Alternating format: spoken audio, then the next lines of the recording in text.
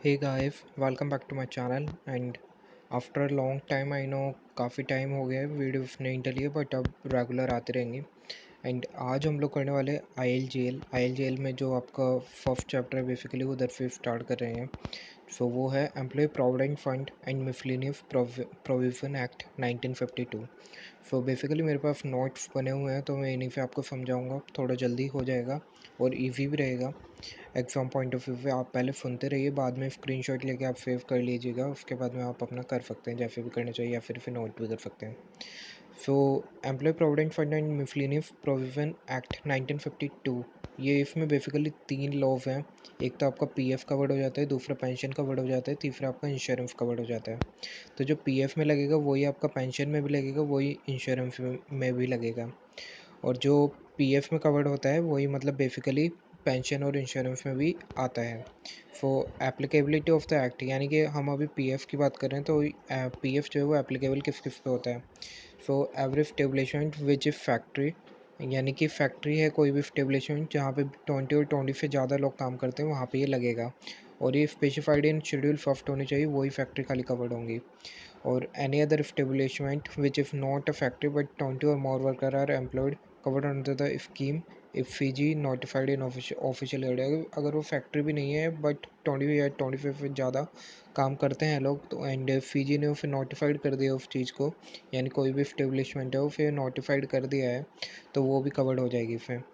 और Dove not include, जो कि इंक्लूड नहीं होंगी उनमें से एक तो होगा आपका cooperative society and cooperative society less than 50 persons and newly establishment initial period of 5 year, यानी कि नई कोई भी कंपनी जो 5 साल के लिए अभी अभी अभी बनी है, मतलब उसे 5 साल नहीं हुए हैं काम करते हुए। और any Fiji F T establishment having its own scheme, यानी कि फीजी और एफ टी की बहुत सारी स्टेब्लिशमेंट होती है जिनकी अपनी खुद की स्कीम होती है तो वो भी इसमें कवर्ड नहीं होंगी। और उसके बाद में अब आगे हमारा employee covered under this scheme.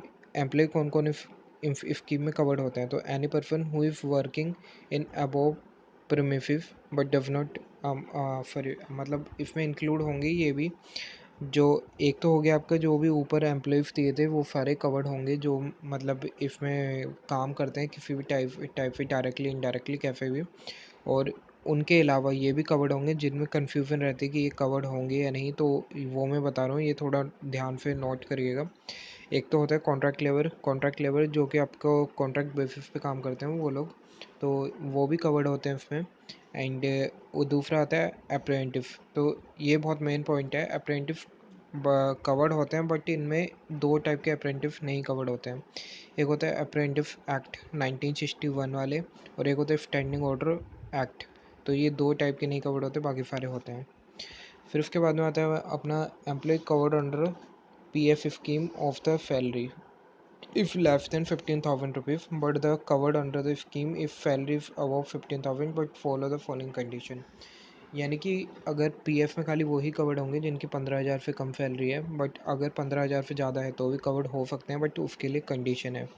तो कंडीशन उसकी ये है, take a permission of the assistant provident fund commissioner. ये ध्यान रखिएगा, असिस्टेंट प्रोविडेंट फंड कमिश्नर से लेना पड़ता है परमिशन, और एम्प्लॉयर एम्प्लॉय का एग्रीमेंट हो दोनों का आपस में। और PF fund contribution as per 15,000 rupees जो मिलेगा, मतलब उसे पीएफ में जो कंट्रीब्यूशन होगा उसका 15,000 रुपये के हिसाब से ही होगा। And employee fees the membership of the PF at the age of 60 year, ये याद रखने का है 60 ईयर है इसमें, वरना वैसे ये 58 ईयर है जो कि आगे पढ़ेंगे हम। सो उसके बाद में अपना आता है employ provident fund scheme contribution. एक minute. So employer and employ pay through चालान, ये एम्प्लॉयर एम्प्लॉय जो है ये ऑनलाइन चालान बनता है, उस पर पे करते हैं जाके, और पे थ्रू द अप्रूव्ड बैंक से होता है जो कि बेसिकली एसबीआई की एक साइड होती है, उसी से होता है बेसिकली, बट और भी बैंक से आप पे कर सकते हैं, ऐसा कुछ इतना क्राइटेरिया नहीं है। ये एग्ज़ाम के पॉइंट ऑफ व्यू से नहीं है, मैंने प्रैक्टिकली थोड़ा बता दिया। Contribution of employer and employer, तो कंट्रीब्यूशन क्या है ये मेन है, ये याद रखने का है। सो जनरली जो पहले के रेट थे वो था 8.33, अब जो नए रेट आ गए हैं वो 10% है। एंड जो स्पेसिफाइड केसेस में होता है, स्पेसिफाइड नोटिफाइड केसेस हैं कुछ, तो स्पेशल नोटिफाइड केसेस, तो उनमें आपका पुराना था रेट 10% और अब आ गया 12%। तो ये सिंपल है काफ़ी याद रखने में, 8.33 एंड 10% एंड 10% 12%। तो न्यू रेट तो रखना ही है, बाकी ओल्ड भी आ सकता है कुछ, क्योंकि इंस्टीट्यूट का भरोसा नहीं होता, वो कुछ भी दे देता है कभी भी। तो ये इफेक्टिव फ्रॉम 22/9/1997 से हो गया था इफेक्टिव।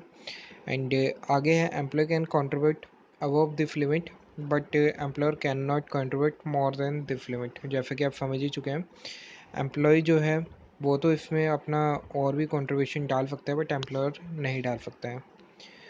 सो उसके बाद में आता है हमारा वेजेस की डेफिनेशन क्या है। तो वेजेस की डेफिनेशन में हमारा आता है basic veg plus DNF allowance plus retaining allowance. So basic veg में तो हमारा ये आ गया, जितने भी उसके एमोल्यूमिनेंट्स होते हैं वो सारे ही आएंगे, जो एम्प्लॉय को ने अर्न करे हैं वो सब आएगा, बट ये सब नहीं आएगा। एक तो हो गया आपका cash value of food concession, ये याद रखना है क्योंकि DNF अलाउंस में ये कवर्ड होता है, ये मैंने लिख रखा है, DNF अलाउंस में ये कवर्ड होता है, बट ये बेसिक वेज में कवर्ड नहीं होता है। और इसमें DNF अलाउंस भी कवर्ड नहीं होता है, DA लिखा है, DNF अलाउंस कवर्ड नहीं होता है। प्रेजेंट मेड बाय एम्प्लॉयर, कोई भी प्रेजेंट दिया है, उपहार दिया है तो नहीं कवर्ड होगा। HRA कवर नहीं होगा। ओवर टाइम अलाउंस है तो वो भी कवर नहीं होगा। बोनस नहीं होगा, कमीशन नहीं होगा। फिर DNF अलाउंस में इंक्लूड होगा कैश एंड फूड कंसेशन, ये देखिए लिखा है मैंने। उसके बाद में रिटेनिंग अलाउंस, तो ये रिटेनिंग अलाउंस बेसिकली होता है कि ये कोई अच्छा एम्प्लॉय है जो कि आप चाहते हैं कि आपके पास बना रहे, तो उसको रिटेनिंग अलाउंस दिया जाता है, क्योंकि जो दूसरी अच्छी कंपनी बड़ी कंपनीज होती है तो वो एक दूसरे के जो KMPs एंड अच्छे जो एम्प्लॉयज़ होते हैं उनको ख़रीदने का ट्राई करते रहते हैं, तो उनको अच्छी अच्छी स्कीम देते हैं ताकि वो उनके पास आ जाएँ। तो एंड ऑब्वियसली जो ह्यूमन नेचर होता है वो ऐसा होता है कि जहाँ पे आपको ज़्यादा पैसा मिलेगा वहाँ पे वो चले जाते हैं, तो उसी के लिए ये रिटेनिंग अलाउंस दिया जाता है। So excluded employ of the provident fund 1952, ये एक्सक्लूड है ये सब। ये वैसे ऑलरेडी पढ़ चुके हैं, बट थोड़ा सा दिमाग लगाने की जरूरत है, ये आपको ऑलरेडी पता चल गया होगा क्या है। तो who withdrawal full amount of the funds, जो ऑब्वियसली जो अमाउंट अपने निकाल चुका है अक्यूमुलेटेड फंड में से कर चुका होगा, यूज़ कर चुका होगा पूरा, वो कवर नहीं होगा। दूसरा exceed prescribe limit of 15,000 rupees, जो 15,000 की लिमिट थी उसे एक्सीड कर दिया। अप्रेंटिस भी नहीं आएंगे, लेकिन अप्रेंटिस कौन से नहीं आएंगे ये मैंने लिख दिया है, जो कि हमने पीछे पढ़ा था, अप्रेंटिस एक्ट वाले और स्टैंडिंग ऑर्डर एक्ट, वो दोनों नहीं आएंगे, बाकी सारे आएंगे। एम्प्लॉय पेंशन स्कीम, ये सेकंड टॉपिक अब हमारे स्टार्ट हो गया, वो हमारा कवर्ड हो गया। सेकंड टॉपिक है एम्प्लॉय पेंशन स्कीम। तो पेंशन स्कीम एप्लीकेबल ऑन दूस who covered under the PF act, यानी कि जो PF एक्ट में जो कवर्ड होते हैं उनके ऊपर पेंशन स्कीम भी एप्लीकेबल होगी। In that act employee shall not contribute, employee जो इसमें कंट्रीब्यूट नहीं करता है, सिर्फ एम्प्लॉयर करता है, और जो एम्प्लॉयर करेगा कंट्रीब्यूशन वो आपका होगा 8.33% एंड 3.67%। 8.33 तो ये जाएगा पेंशन अकाउंट में, एंड जो 3.67 होगा ये आपका PF अकाउंट में जाता है। उसके बाद है employees entitle for pension, pension उसे कब मिलेगी एम्प्लॉय को। तो ये दे रखा है कि attain the age of the 58 year, 58 year, but 60 year मैंने बताया था, 15,000 से अब अगर पेंशन की मतलब आपकी सैलरी है एंड आप अगर उसमें कवर PF में कवर्ड होना चाहते हैं, तो फिर आपको यहाँ पे 58 ईयर की उसमें मिल जाएगी। And service provide at least exceed 10 years, so service जो है वो प्रोवाइड आपने कम से कम 10 साल करी हो, एंड आपको 58 ईयर की एज पे आपको मिल जाएगी, जो आपकी पेंशन है वो मिलना स्टार्ट हो जाएगी। And when pension if payable, payable कब होती है, सो ये भी बहुत नेचुरल चीज़ है, जो आप थोड़ा सोचेंगे तो पता चल जाएगी। रिटायरमेंट पे मिलेगी, सुपर एनुएशन मतलब 58 ईयर, और डिसेबलमेंट, इन तीन पे मिलेगी खाली। उसके बाद में अपना आता है now question game, home it if payable, किस किस को मिलेगी। तो एम्प्लॉय को खुद को तो मिलेगी ऑब्वियसली, उसके बाद में आपका वीडो और विडोवर उसको भी मिलेगी, and child until the age of the 25 year, यानी कि 25 साल तक का जब तक चाइल्ड नहीं हो जाता तब तक उसे मिलती रहेगी। और इफ़ एम्प्लॉय सिंगल, यानी कि उसकी शादी नहीं हुई थी, तो उसके नॉमिनी को मिलेगी, जो कि यहाँ लिखा है मैंने। Formula to calculate monthly member pension, तो पेंशन उसकी मंथली मेंबर के निकालने के लिए क्या होता है फॉर्मूला, वो है हमारा member pension equal to pensionable salary into pensionable service plus 2 upon में 70, तो यानी divide by 70। So pension salary जो है ये हमारा होगा एवरेज ऑफ 12 मंथ सैलरी। तो ऐसे करके हम निकाल सकते हैं इसका फॉर्मूला। वैसे तो क्वेश्चन कम ही आते हैं इसके ऊपर, बट ठीक है, आप पे थोड़ा याद रखिएगा क्योंकि एप्टीट्यूड का कोई भरोसा नहीं है क्या दे दे वो, कब दे दे। फिर ये इंपॉर्टेंट लिमिट्स हैं जो कि आ जाती हैं ज़्यादातर, तो ये याद रखनी पड़ेगी। वीडो को अगर आप देंगे जो भी पेंशन वगैरह, तो वो 1000 मिनिमम होगी एंड 2500, ये सॉरी गलत लिख दिया मैंने, 2500 ये 2500 है, 2500 है, ये गलत है। ये 2500 है मैक्सिमम। फिर ये ठीक कर लीजिएगा अगर आप स्क्रीनशॉट वगैरह लेते हैं तो, याद रखिएगा।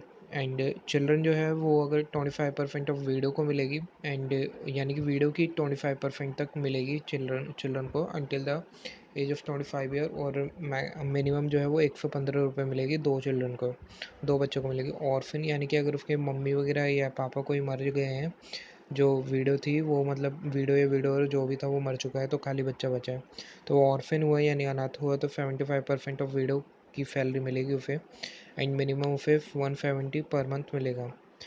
सो उसके बाद में अब हमारा आता है employee deposit link insurance scheme. ये थर्ड है इसका एक्ट, जो कि लास्ट एक्ट है। तो ये applicable to those who covered under the PF and pension, जो पीएफ पेंशन कवर्ड होता है वो उन पे कवर्ड होगा। Employer not employee, obviously employee को नहीं देना पड़ता है, खाली एम्प्लॉयर ही देता है। एम्प्लॉयर का कंट्रीब्यूशन होता है 1% of the total of wage of the employee. Employee को जितना वेज देता है उसका 1% देना पड़ता है, एंड 0.01% एडमिनिस्ट्रेशन चार्जेस पे बाय एम्प्लॉयर। 0.01% जो है वो एडमिनिस्ट्रेशन चार्जेस भी पे करना पड़ता है। व्हेन एम्प्लॉय डाइव, ये छुप रहा है थोड़ा, एक मिनट, हाँ। So when employee dies then amount in that fund available in given to his nominee और फैमिली, जो जब एम्प्लॉय मर जाता है उसके बाद में उसके नॉमिनी या फैमिली को ये फंड मिल जाता है। नॉट, याद रखने का है, इफ़ अमाउंट एक्सीड ₹50,000, यानी कि जो अमाउंट मिला है, जो कंट्रीब्यूशन का जो मिलना है, मतलब इंश्योरेंस का जो पैसा मिल रहा है मरने के बाद में, वो 50,000 से ज़्यादा है अगर, तो फिर 40% जो एक्सीड 50,000 से ज़्यादा, यानी कि अगर 80-90 हज़ार है तो फिर उसका 40% तक मिलेगा। बट ओवरऑल जो लिमिट है वो आपकी 1 लाख है, ये याद रखने का है। ओवरऑल 1 लाख की लिमिट है, यानी कि मिला के सब कुछ 1 लाख से ज़्यादा नहीं होना चाहिए। अब ये हमारा लास्ट टॉपिक है जो कि है definition of employee also include. Definition यानी कि एम्प्लॉय की डेफिनेशन कौन कौन इंक्लूड होता है। सो ये थोड़ा एडिशनल पॉइंट्स हैं जो कि याद रखने के हैं। पार्ट टाइम वर्कर जो हैं ये इंक्लूड होते हैं। स्वीपर्स जो कि 2 या 3 बार काम करते हैं वीक में, वो भी कवर्ड होंगे, ये याद रखना है लिमिट, 2 या 3 बार। और नाइट वॉचमैन ये भी कवर्ड होगा। और गार्डनर यानी कि जो गार्डन वगैरह साफ़ करते हैं, working for 10 days in a month, तो वो भी हमारे कवर्ड होंगे। सो गाइस, ये था हमारा चैप्टर अपना employee provident fund and miscellaneous provision act 1952 short में और अच्छे नोट्स से मैंने काफ़ी हद तक, आई होप आपको समझ आया होगा। नीचे आप कमेंट्स में ज़रूर बताइए कि आपको समझ आया या नहीं, उससे थोड़ा मोटिवेशन मिलता है। और वीडियो को लाइक ज़रूर कर दीजिए, कमेंट करिए ना करिए, लाइक ज़रूर कर दीजिए, उससे पता चलता है कि आपको वीडियो अच्छी लग रही है एंड समझ आ रही है। और आगे अब मैं डालता रहूँगा डेली में टीटीएस में अपना जो हमारा मॉड्यूल सेकंड है सीएफ एग्जीक्यूटिव का, वो चलेगा। एंड जो हमारा फर्स्ट मॉड्यूल है वो हमारा एमडब्ल्यूएफ में चलेगा। एंड डेली मैं वीडियोस डालता रहूँगा, जून और टाइम तक पूरा कंप्लीट कोर्स हो जाएगा। सो आप सब्सक्राइब कर लीजिए चैनल को, ताकि आपको आगे जो भी वीडियोस हैं वो मिलती रहे प्रॉपर तरीके से, और आप लोग क्लियर कर पाएँ अपना सी एफ एग्जीक्यूटिव जून अटेम्प्ट में। So thank you.